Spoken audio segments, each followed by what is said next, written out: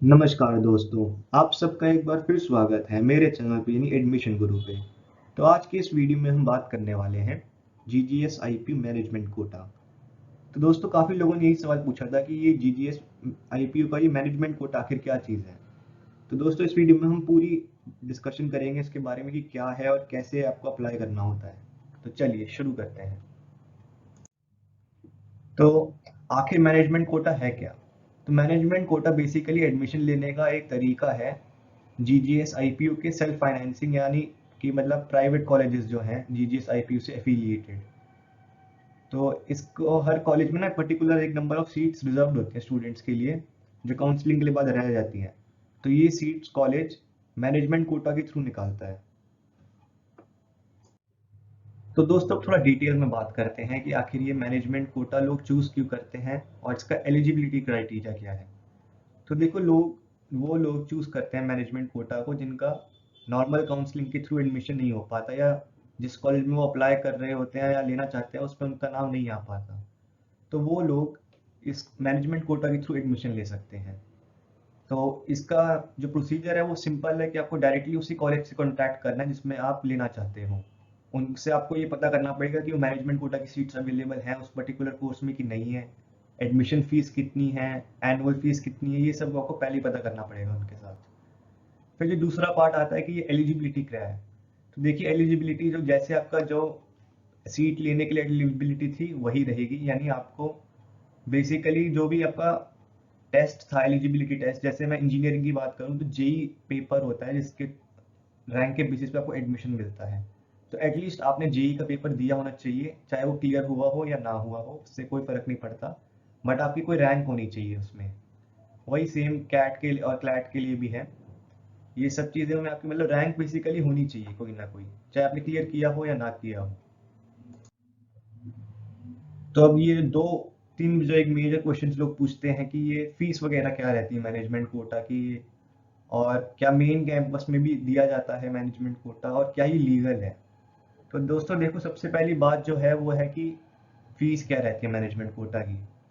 तो देखिए इसके लिए कोई ऐसा कुछ एज सच नहीं है कि एक पर्टिकुलर फीस होती है, बट आप डायरेक्टली कॉलेज से पता करिए जिसमें आपको एडमिशन लेना है, वो आपको ज़्यादा बेहतर बता पाएंगे। फिर ये जो दूसरा क्वेश्चन आता है कि क्या मेन यूनिवर्सिटी में एडमिशन ले सकते हैं मैनेजमेंट कोटा के थ्रू, तो नहीं दोस्तों।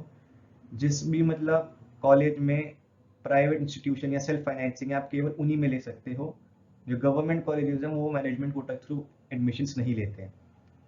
और जो तीसरा सबसे मतलब अटपटा सा क्वेश्चन मुझे कई बार लगता है वो है कि मैनेजमेंट कोटा लीगल है कि नहीं। बिल्कुल लीगल है। आप आईपीयू की वेबसाइट पे जाके सर्च कर सकते हैं मैनेजमेंट कोटा के बारे में, वहाँ पे भी गिवन है।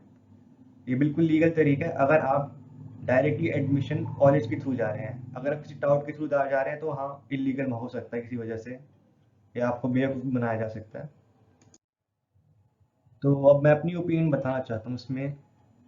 तो देखिए 6 पॉइंट्स में मैं अपनी ओपिनियन आपको एक्सप्लेन करता हूँ। तो पहला पॉइंट है आप कॉलेज को डायरेक्टली कांटेक्ट करें, वो आपको अच्छे से गाइड कर पाएंगे। और आप डाउट के चक्कर में बिल्कुल ना फंसें क्योंकि वो आपको घुमाते रहेंगे, आपको गलत इन्फॉर्मेशन दे देंगे और फिर आपको गलत डिसीजन ले लोगे। दूसरा पॉइंट, जो भी मतलब आप जैसे अगर इंजीनियरिंग में एडमिशन लेना चाहते हैं तो आपका बेसिक क्लियर होना चाहिए, एंट्रेंस एग्जाम क्लियर होना चाहिए, मतलब रैंक होनी चाहिए क्लियर इन द सेंस। और तीसरा पॉइंट जो है वो है मिनिमम एलिजिबल मार्क्स। तो ये मैंने कई कॉलेज से पता किया था कि आखिर क्या सीन रहता है इसका, तो उन्होंने यही बात बोली कि एटलीस्ट 70 to 80% मार्क्स आपके होने चाहिए क्लास ट्वेल्थ में एडमिशन्स के लिए, क्योंकि वो उससे कम मार्क्स वाले को यूजुअली प्रीफर नहीं करते सीट देने के लिए। तीसरा पॉइंट है, तीसरा पॉइंट आई होप क्लियर हो गया हो आपको। चौथा पॉइंट जो है वो ये है कि आपको क्लैरिटी होनी चाहिए कि मुझे किस कॉलेज में एडमिशन लेना है और मेरा चॉइस ऑफ सब्जेक्ट्स क्या रहेंगे। पांचवा पॉइंट है कि आप लोग वेट करिए जब तक स्पॉट काउंसलिंग ना हो जाए, क्योंकि कई बार होता है कि आपकी रैंक इतनी कम होती है आपको लगता है कि नहीं हो पाएगा और वो स्पॉट काउंसलिंग में कई बार आपका नाम निकल आता है। क्योंकि स्पॉट काउंसलिंग में सारी एम्प्टी सीट्स किसी भी रैंक को अगर दे दी जाती है, तो आप उस तक का वेट करें, जल्दी ना दिखाएं। और जो छठा पॉइंट है वो जो मैंने पिछली स्लाइड में डिस्कस किया था कि फीस का, तो मुझे किसी का फ़ोन आया था किसी पर्टिकुलर कॉलेज से, मैं नाम नहीं लूँगा। तो उन्होंने मुझे बताया था कि जो आपकी एडमिशन फ़ीस है वो अराउंड 3 to 4 लाख रुपीज़ होती है। ज़्यादा भी हो सकती है लेकिन उस पर्टिकुलर कॉलेज के लिए 3 to 4 lakhs थी। तो मेरी वैसे पर्सनल एडवाइस होगी कि आप वेट करें स्पॉट काउंसलिंग की, उसके बाद आप अप्लाई करें इसके लिए, क्योंकि इतना पैसा इज़ नॉट वर्थ इट। मैं आशा करता हूँ कि आपको ये वीडियो अच्छा लगा होगा। वीडियो कैसा लगा आप मुझे कमेंट सेक्शन में जाके ज़रूर बताएं, और चैनल को सब्सक्राइब करना ना भूलें। धन्यवाद।